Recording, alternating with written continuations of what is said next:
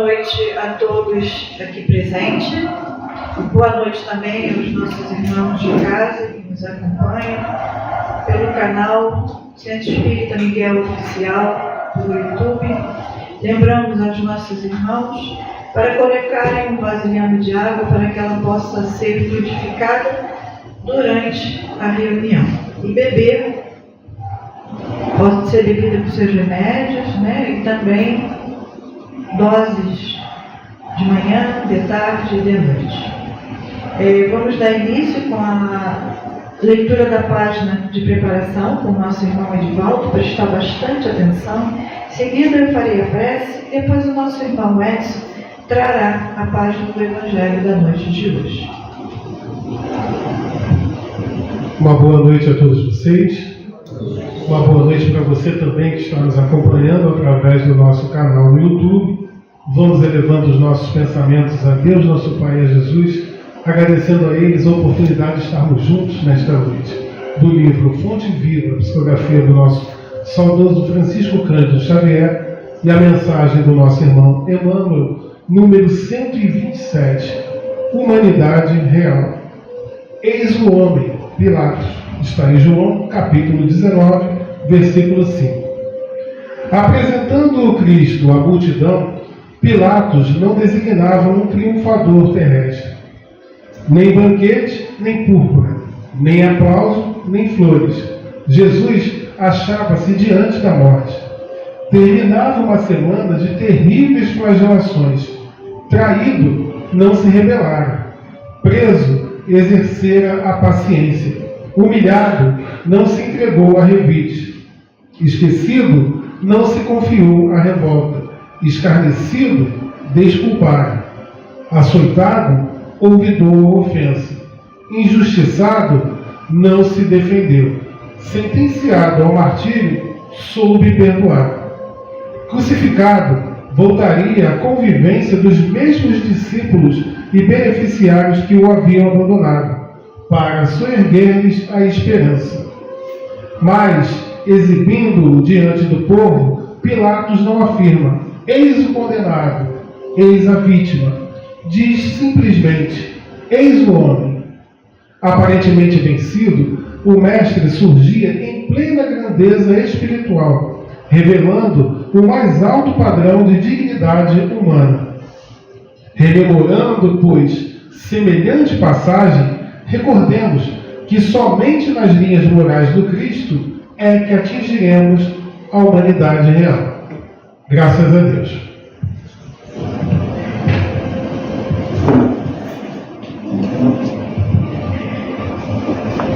Envolvidos nessas vibrações,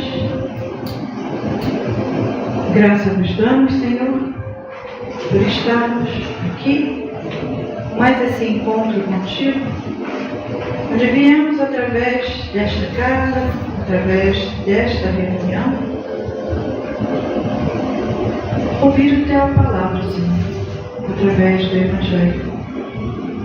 Orientações seguras para tornar nossas vidas mais tranquilas, mais calmas, mais equilibradas, através dessas palavras, que têm esses objetivos de nos ajudar a caminhar com passos mais firmes sobre a face da terra. Que bom, Senhor, poder estar aqui.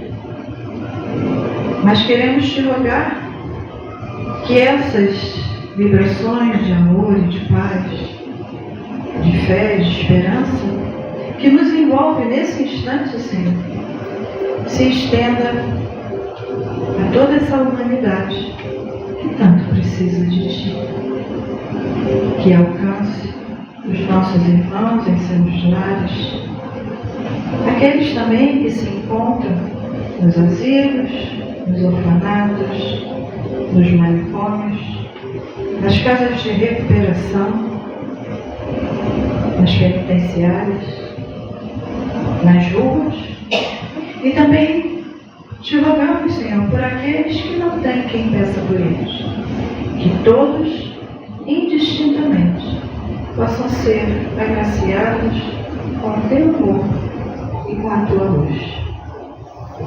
E assim, Senhor, envolvidos por esses trabalhadores do bem, mentores espirituais da nossa casa, nossos mentores espirituais, nós pedimos a permissão para iniciarmos a reunião de fluidoterapia da noite de hoje.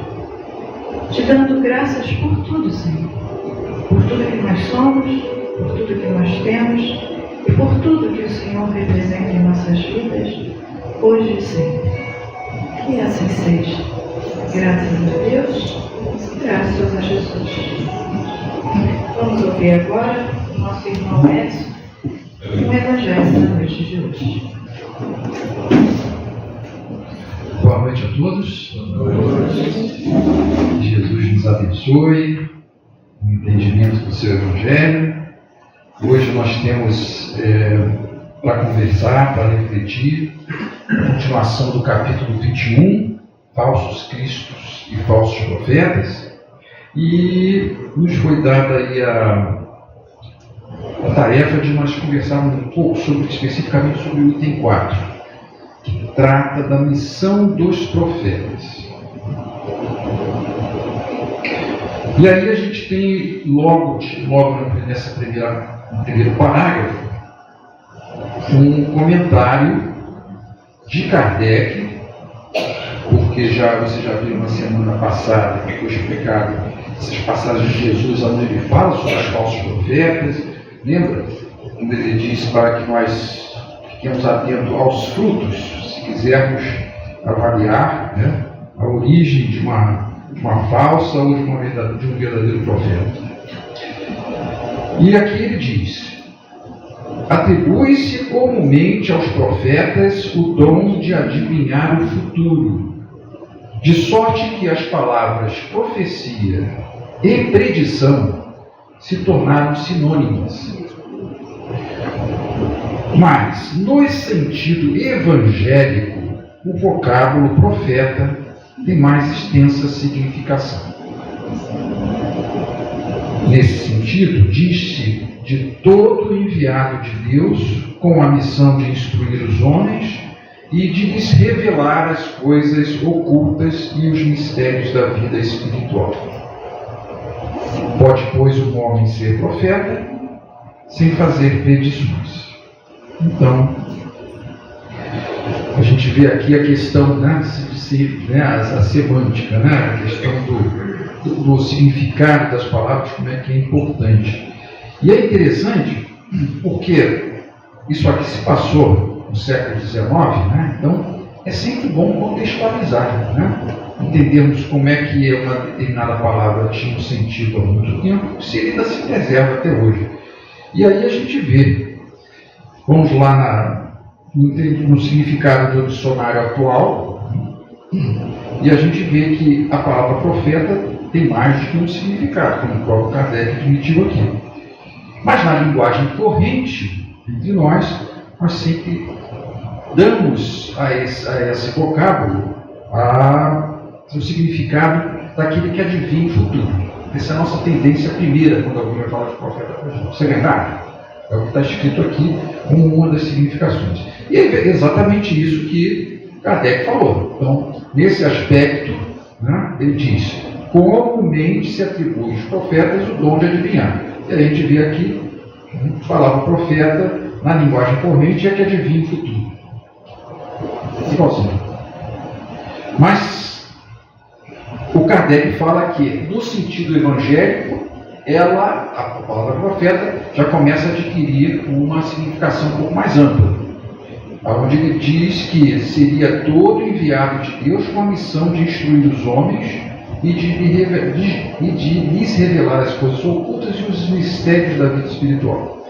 Aí você vai no mesmo dicionário e consulta outra significação, dizendo o seguinte: na Bíblia, ou seja, está falando no sentido evangélico, profeta é um homem que fala em nome de Deus ou por inspiração divina para proclamar a vontade de Deus. Então você vê que a coisa está basicamente combinando com aquela que Kardec também, né, avaliou aqui como segunda significação, que vai ser mais importante para a gente. Né? Não estamos tão interessados na previsão do futuro. Né? Aliás, né, normalmente todo mundo é interessado nisso, né? Mas a gente aqui, do ponto de vista evangélico, né, está pensando muito mais nessa segunda significação, que seria, na verdade, a de revelações, né? Que não necessariamente são revelações, mas são a propagação de ensinamentos que são importantes dentro do contexto doutrinário de Jesus, né, dos ensinamentos de Jesus. Então, até aí nós estamos ok. Até aí nós estamos ok. Para a gente corroborar essa primeira significação, né, a gente diz que a gente tem a tendência de interpretar profeta como o adivinhador do futuro. A gente, Kardec fala que essa mesma significação era a que preponderava a época de Jesus. De uma maneira que ele ilustra para a gente e contextualizar, inclusive, né, ele lembra daquela passagem aonde os escribas, né, meio que colocaram Jesus assim, né, sem saída, né, se reuniram em torno dele e cuspiram no seu rosto. E, ao mesmo tempo, falaram, né? Foram vários que se cuspiram, né? E eles perguntaram, né? Diz assim, ó: Cristo, profetiza para nós e dizem quem foi que te bateu. Aquele escárnio, né? E qual era a expectativa deles, né, em relação a título de profeta que muitos davam a Jesus? Era de adivinhar o futuro, ou adivinhar alguma coisa. No caso ali, quem foi, né, que te fez isso? Então Kardec lembra essa passagem que nos dá, então, para a gente contextualizar sempre muito importante, de que essa também era, né, a significação, a interpretação da palavra profeta, né, ou pelo menos a expectativa, né, do que a palavra significava naquela época, e que hoje também prepondera. Mas vamos, né, voltar à sua significação mais ampla, que nós estávamos dizendo que é mais importante, né, que é do verdadeiro profeta, no sentido de nos trazer, né, ensinamentos, né, que possam nos trazer progredir. Inclusive, né, essa significação, ela também, né, até etimologicamente, a significação etimológica está associada à origem da palavra. Então, por exemplo, nós vamos ver aqui a origem etimológica do grego, né, a palavra grega, na verdade, profeta vem do grego profeta, mas com PH, né, e ela significa arauto ou mensageiro. Vem do grego profetes, né, que significa advogar ou discursar em público. Então aqui a gente já vê né, que dentro da sua origem etimológica não tem nada relacionado aqui à adivinhação do futuro, mas muito mais, né, a propagação do ensinamento, mensageiro, né, ou então discursar em público, advogar. Tudo isso está dentro, né, dessa origem da língua grega. Mas também a palavra do latim, profeta, né, significa intérprete ou porta-voz. Mais ou menos a mesma coisa. Então veja que etimologicamente nós estamos falando também, né, isso aqui também tudo pega no mesmo dicionário. Ele dá essa conotação, né, de mensagem, né, de propagar essa mensagem. Né? Então o profeta seria então, agora a gente já foi avançando na sua significação aqui, o mensageiro. Mas mensageiro de quê? Né? Desses ensinamentos, né, que vêm da parte, né, do nosso Criador, que seriam portadores então dessas mensagens que nos fariam, né, evoluir. E para a gente ter uma ideia, né, ainda mais aprofundada, agora já entrando nessa significação, né, a gente vai, já que a gente está falando de falsos, né, e verdadeiros profetas, vai para uma publicação de Kardec. A gente fala de Kardec, acha que só tem o Pentateuco, né? Nós temos também a Revista Espírita, mas também a gente tem algumas publicações de Kardec. Por exemplo, quando ele fez uma viagem, né, lá na Europa, e inclusive em alguns outros lugares, ele registrou tudo que ele passou nessa viagem, né? Então existe um livreto, né, que se chama Viagem Espírita em 1862.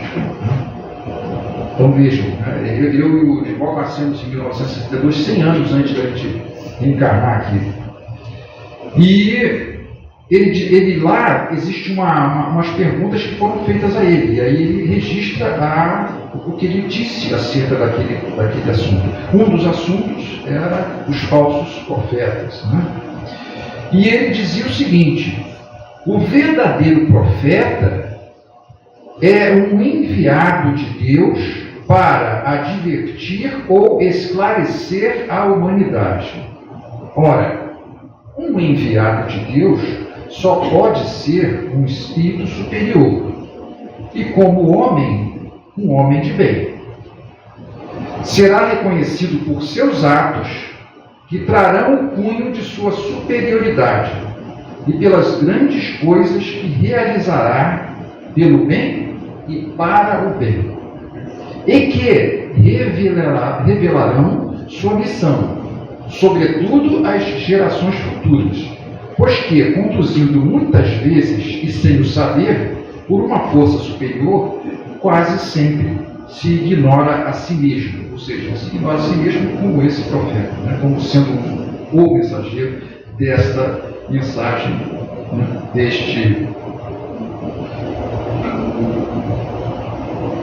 desse esclarecimento, né. Então, ele lembra, né, o conteúdo que ainda resta. Isso aqui só quis trazer assim literalmente para vocês verem a capacidade de síntese, né, de Kardec em relação ao verdadeiro profeta. Mas, né, ele lembra inclusive que a condição de médium ou de profeta naquela significação de prever o futuro, porque nós sabemos que tem várias pessoas que têm realmente o dom da pré-cognição, né, de saber o que vai acontecer, ou daqui a alguns instantes, ou daqui a algum tempo, né, ela está longe de ser suficiente para dar, vamos dizer assim, conferir a esse portador o título de um verdadeiro profeta. Então, novamente lembrando, né, no caso da mediunidade, né, ela é uma faculdade neutra. Então, ela por si só, assim como, né, eventualmente a faculdade da pré-cognição, né, de se deparar com, antes do tempo de um determinado fato, né, não, né, condiz com a significação de profeta como esse mensageiro desse esclarecimento, mensageiro de Deus, enviado de Deus. Porque para o selo ele tem que, né, mostrar as credenciais. Não digo mostrar, mas, né, vivenciá-las. Né?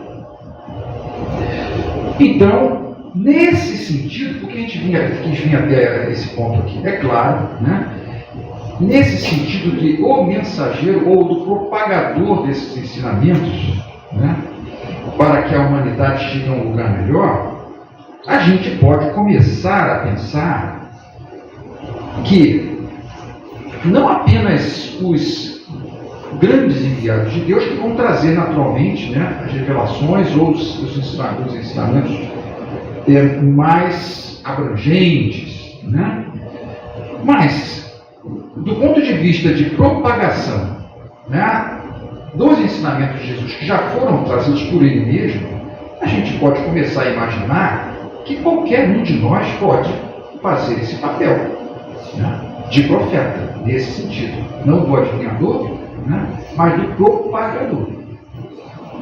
Será que é possível? Não, nós temos toda essa... É uma questão só, né, de ponto de vista, é uma questão de ótica. Né? Então, a gente pode imaginar então que nós todos podemos ser profetas dentro do nosso grau evolutivo. Né? Porque Porque, por que que pode? Por que isso é possível? Né? Porque sempre se pode aprender, mas também sempre se pode ensinar, porque existe uma enorme gradação de conhecimento, né? De maturidade espiritual, e sempre vai haver aqueles que a gente pode consultar e colocar como nossas referências, que é justamente o que a gente precisa, mas também podemos, né, multiplicar aquilo que nós já conquistamos para aqueles que ainda estão a caminho. Lembrando que coisas, às vezes, nós podemos, né, propagar, e outras, né, aquele que de repente a gente pode estar ajudando, pode nos ajudar. Então, podemos ser, então, né, esses propagadores, portanto, profetas. Por que não dizer isso? É claro que vai estar em nós, assim como o próprio cultivo da mediunidade, quem a tem, né, de forma mais manifesta, porque também todos nós temos em algum grau, né, a própria mediunidade, vai caber a responsabilidade a nós, né, no uso, né, e chamar para nós essa responsabilidade. Mesmo que estejamos, mesmo que ela venha, né, dentro de um, digamos assim, de um contexto mais humilde da nossa parte, né? Porque muitas vezes a gente vai precisar mesmo fazer coisas simples, mas são as coisas simples que Jesus nos apresentou várias lições. E aí eu vou aproveitar, já que a gente está falando de um verdadeiro profeta, né? Eu vou trazer uma visão de Emmanuel, né? Emmanuel já nos trouxe uma instrução na nossa página de preparo, sempre muito boa, né? E aqui eu vou também trazer uma visão, né? Que Emmanuel escreveu tanto, né? Porque ele tem a capacidade de ver, às vezes numa mesma, né, passagem evangélica de Jesus, né, muitos pontos de vista. Né?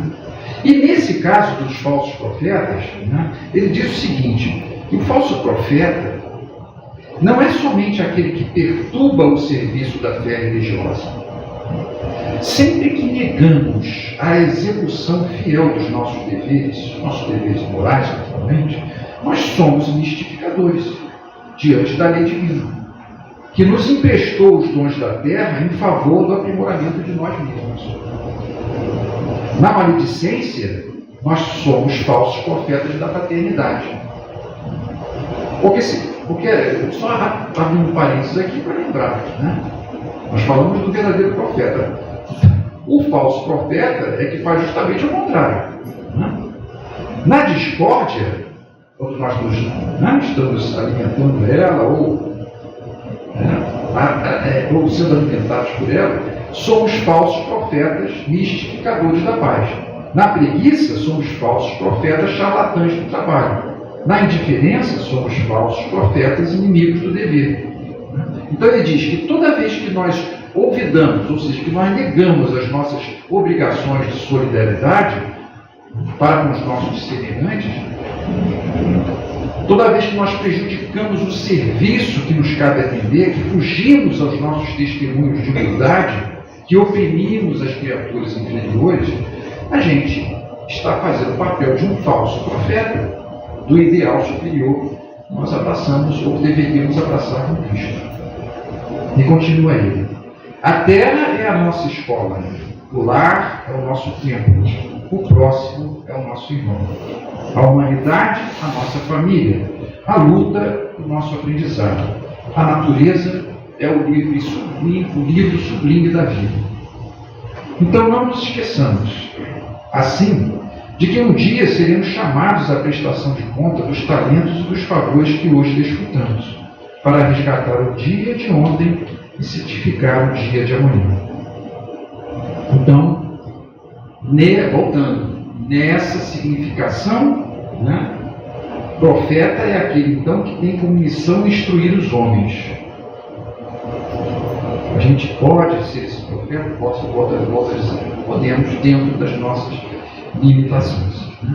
Mas, não apenas através do modo mais convencional que nós imaginamos. Qual é o modo convencional que eu quero me reportar aqui da propagação, né, de Jesus, dos ensinamentos de Jesus. Qual é o modo de convencional?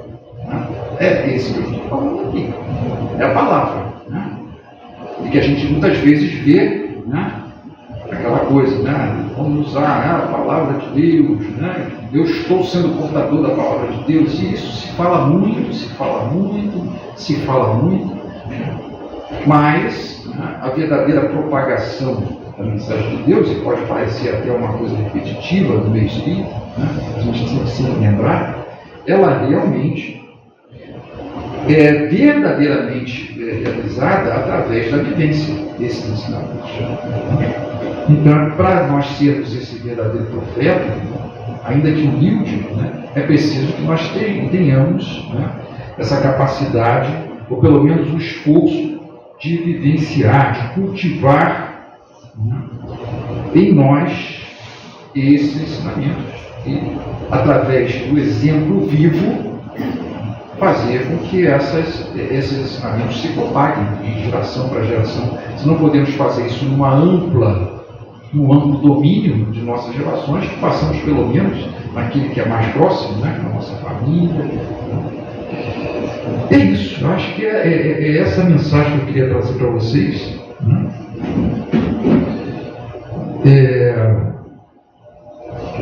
Eu até tinha colocado aqui também, né, essa questão da gente poder ser esse propagador. Aí, como está falando de ensinamento, eu lembrei um pouco também da analogia com o professor. Né? A gente pode dizer que o professor primário é mais importante que o professor universitário? Tanto o professor primário, né, que propaga coisas básicas, né, quanto o professor universitário mais complexas, eles estão exercitando o mesmo papel. A gente pode até dizer assim, eles não estão sendo profetas, né, no sentido de propagar a mensagem. Então, isso que eu quero dizer. Às vezes você vai encontrar grandes profetas, né, que vão ter que propagar, e tem que ter, né, capacidade de propagar temas mais complexos, mas nós podemos fazer isso através, né, de atividades mais simples, dentro daquilo que realmente a gente já conseguiu, né, adquirir e cultivar como uma verdade, né, trazida pelo próprio Jesus. Então é isso, eu acho que todos nós podemos ser esses profetas. E temos que ficar vigilantes a todo tempo contra a possibilidade, que é sempre iminente, de nós estarmos vivenciando, né, uma ilusão, que é que podemos estar sendo falsos profetas. Né? Ele falou ali de várias vicissitudes que nós somos, né, pegos muitas invigilâncias nossas, e naquele momento a gente pode estar sendo falso profeta. Então a gente tem que, né, aguçar o nosso momento de reflexão ali e voltar, preciso ser, ainda que humildemente, o verdadeiro profeta, dentro das minhas possibilidades, dentro da maturidade que eu consegui atingir até esse momento. Era isso que eu queria falar com vocês. Muito obrigado.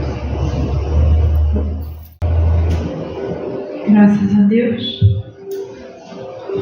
Obrigado, Senhor, por esses minutos que passaram tão rápidos, mas que foi de fundamental importância para todos nós.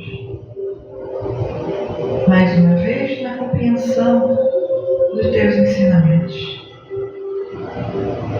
Gratidão por esses bálsamos e essas energias que aqui foram oferecidas nos nossos salões, e que temos a certeza que o tratamento continuará nas nossas salas de passe.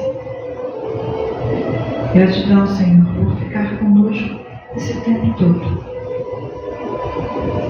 nos dando a certeza de dias melhores, de dias de paz, à medida que vamos exercitando em nossas vidas os teus ensinamentos. Que possamos nós, Senhor, ficar contigo todos os nossos dias e oferecer essa paz que nos envolve àqueles que encontrarmos no caminho. Gratidão também aos nossos mentores, esses amigos incansáveis que tanto fazem por nós, que tanto nos incentivam a essa caminhada no bem. Gratidão aos mentores desta reunião, aos mentores da nossa casa. Mas te pedimos, Senhor, que fique conosco na segunda parte da nossa reunião. E nesse momento, nos permita encerrar essa primeira parte, te dando graças por tudo, hoje e sempre. Que assim seja. Graças a Deus. Graças a Jesus. Quanta luz